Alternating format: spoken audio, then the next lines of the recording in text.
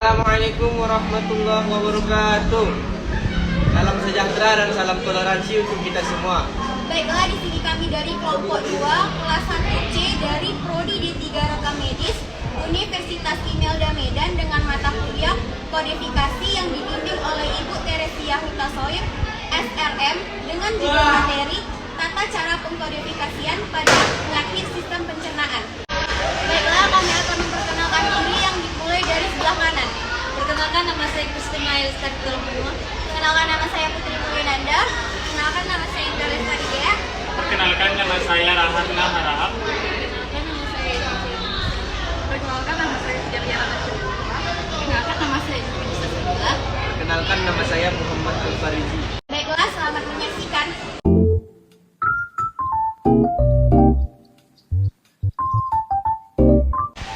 Akalasia of Cardia dengan koding K22.0. Adapun pengertiannya yaitu akalasia tergolong sebagai penyakit langka yang dapat diturunkan. Akalasia sendiri merujuk pada kondisi ketika kerongkongan atau eksofagus kehilangan kemampuan untuk mendorong makanan dari mulut ke perut.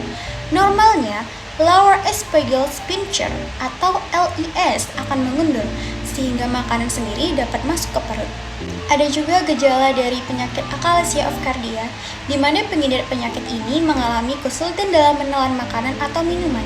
Gejala yang tampak sendiri meliputi makanan kembali lagi ke mulut seperti ingin muntah, batuk-batuk saat menelan akibat tersedak, peningkatan produksi asam lambung, dan adapun sakit pada area dada dan mengalami infeksi dada berulang. Sementara itu, muntah air liur karena meningkatnya produksi asam lambung. Dan ada juga penurunan berat badan perlahan tetapi terjadi secara signifikan. Pemeriksaan fisiknya yaitu esofagografi untuk mendapatkan gambaran detail kerongkongan, lambung, dan usus dengan meminum cairan barium. Manometri untuk mengukur kelenturan dan kekuatan kontraksi otot kerongkongan saat menelan. Endoskopi untuk memeriksa kondisi dinding kerongkongan dan lambung. Penunjang esophageal manometri.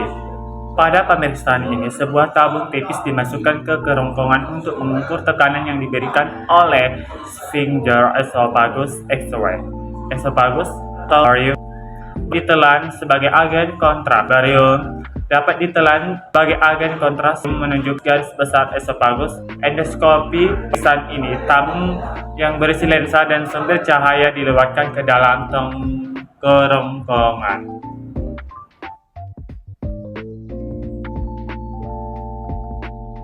Penyakit akalasia of Cardia terdapat pada ICD-10 volume 3 dengan halaman 28 dan dapat dipastikan di ICD-10 volume 1 di halaman 501 dengan coding K22.0.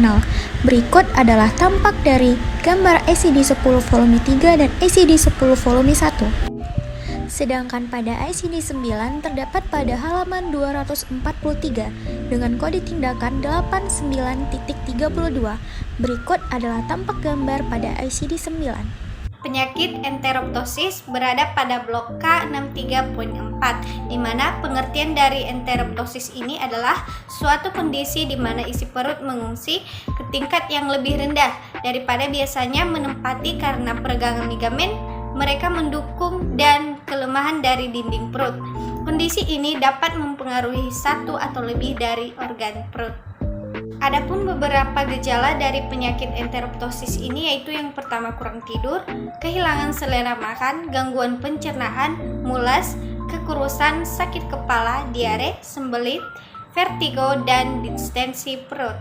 Selanjutnya, pemeriksaan fisik. Pemeriksaan fisik pada enteroptosis difokuskan pada pemeriksaan perut.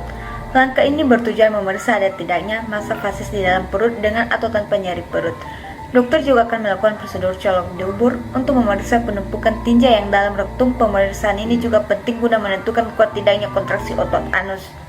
Pertama-tama, dokter akan memakai sarung tangan dan membubulkan gel pada jarinya. Menunjang. Jika proses tanya jawab dan pemeriksaan fisik belum cukup untuk memastikan ada tidaknya fases yang tertumpuk dalam perut, ronsen perut dapat diajukan oleh dokter. Penyakit enteroptosis terdapat pada ICD-10 volume 3 dengan halaman 259 dan dapat dipastikan pada ICD-10 volume 1 dengan coding K63.4. Berikut adalah tampak potret dari ICD volume 1 dan ICD volume 3 pada ICD-10.